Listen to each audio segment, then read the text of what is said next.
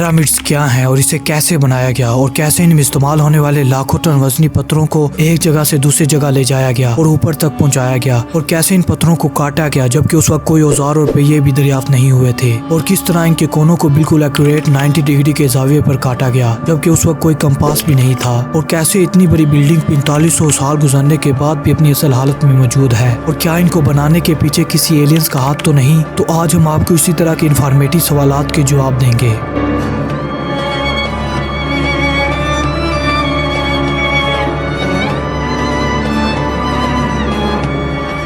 आज से तकरीबन 4500 साल पहले मिस्र में एक ऐसा अजूबा बनाया गया जो आज तक लोगों को हैरान कर देता है, जिसका नाम the great pyramid of Giza रखा गया। तकरीबन 4000 सालों तक ये इंसान के हाथों से बनी सबसे ऊंची चीज थी। इसमें इस्तेमाल होने वाले पत्थर इतने भारी थे कि इस पूरे पिरामिड का वजन 6 मिलियन टन बताया जाता है। और अगर हम इसको आज की सबसे बड़ी बिल्डिंग बुर्ज खलीफा से कंपेयर करें तो बुर्ज खलीफा का वजन सिर्फ 5 लाख टन है। सबसे हैरान करने वाली बात यह है कि इसको किसने बनाया, क्योंकि उस दौर में लोगों के पास कोई भारी मशीन जैसे क्रेन, बुलडोजर, ट्रक वगैरह नहीं थे और ना ही कोई बड़ी टेक्नोलॉजी थी। यहाँ तक कि लोगों के पास टायर भी नहीं थे जिसके ऊपर पत्थरों को रख कर ले जाया जा सकता।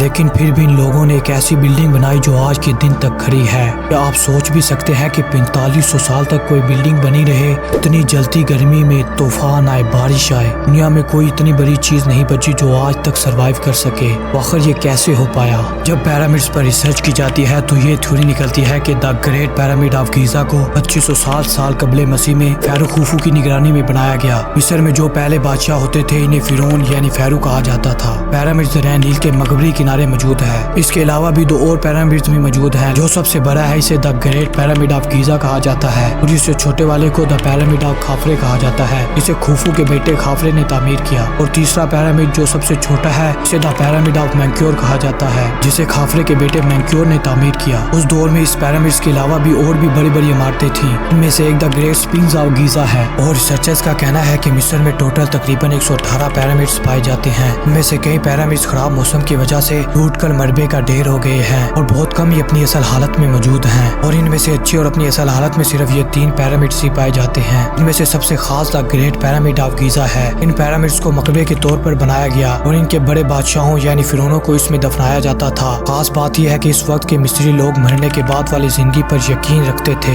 इनका यकीन था कि मरने के बाद जिंदगी खत्म नहीं होती बल्कि एक अलग दुनिया का आगाज होता है। इसलिए ये लोग इन पिरामिड्स में सोने, चांदी और भी बड़ी बड़ी चीजें रखते थे ताकि मरने के बाद वाली जिंदगी में काम आ सके। इसके अलावा इनके मरने के बाद इनकी लाशों को मम्मीफाइड किया जाता था और किसी लकड़ी या पत्थर के डब्बे में दफना कर रख दिया जाता था। जब researcher the great pyramid of Giza के अंदर गए तो इन्हें सिर्फ 3 चीजें और एक ताबूत मिला, जिनमें से एक हुक, लकड़ी के टुकड़े और एक पत्थर की गेंद थी। रिसर्चर्स का कहना है कि ये ताबूत खुफू का था और कहा जाता है कि जो बाकी खजाना यानी सोना और चांदी था वो कोई चोरी करके ले गया। कुछ लोग कहते हैं कि ये पिरामिड्स पावर प्लांट है, यहाँ बिजली बनाई जाती थी। इसके अलावा एक और पिरामिड्स के बारे में थ्योरी बताई जाती है कि ये पिरामिड्स अनाज को जखीरा करने के लिए बनाया गया था। इस थ्योरी को बनाने वाला एक अमेरिकन पॉलिटिशियन बेन कर्सन था जो कि 1998 में बनाई गई थी। Now, my own personal theory is that Joseph built the pyramids in order to store grain.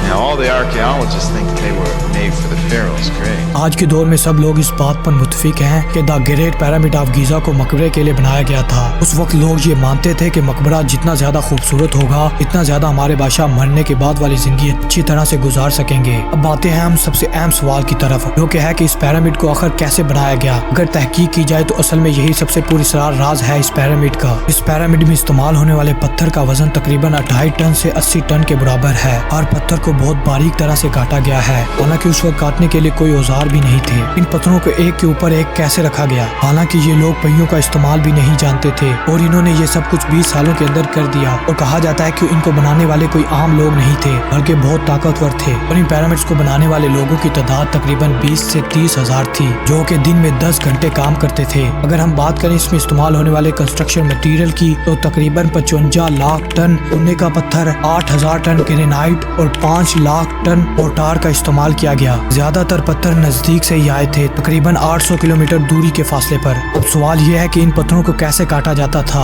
उस दौर में आम इस्तेमाल होने वाले मटेरियल कापर था और तमाम औजार कापर के बनते थे। जो ज्यादा ताकतवर पत्थर थे जैसे कि ग्रेनाइट, इन्हें वो डोलेराइट से काटते थे। इन बड़े पत्थरों को काटने के लिए सबसे पहले ये पत्थर में कोई दरार और कोई खाली जगह को ढूंढते थे। फिर इन दरारों और खाली जगहों में हथौड़ों के जरिए इनके अंदर लकड़ी के तख्ते डालते थे जो कि पानी के अंदर कीले किए गए थे। जैसे वो पत्थर गीली लकड़ी में मौजूद पानी को जज़ब करता था तो इनमें मौजूद दरारें और ज्यादा फैलती थी और आखिरकार वो पत्थर टूट जाता था। इसके अलावा सबसे अहम सवाल ये है कि इन पत्थरों को एक जगह से दूसरी जगह कैसे ले जाया जाता था। इसके लिए सबसे अहम थ्योरी है कि इन पत्थरों को ले जाने के लिए बेड़े बनाते थे जो कि पानी पर तैर सकें। फिर इन पत्थरों को इन बेड़ों पर रखकर दूसरी जगह ले जाया जाता था और इन पत्थरों के एक के ऊपर एक रखने के लिए ये स्लैजिस का इस्तेमाल करते थे। एक बहुत जदीद थ्योरी आई है जो कि 2014 में निकली है और इस थ्योरी की बुनियाद एक पेंटिंग है जो कि जोहूटीहुटिब के मकबरे पर पाई गई। इस पेंटिंग में दिखाया गया है कि बहुत से लोग एक बड़े मुजस्मे को रस्सियों के जरिए घसीट कर ले जा रहे हैं। इस तस्वीर को जब आप गौर से देखें तो आपको पता चलेगा कि इनमें से एक आदमी मुजस्मे के आगे पानी गिरा रहा है ताकि जमीन गीली और फिसलन वाली हो जाए ताकि मुजस्मे को ले जाने में आसानी हो।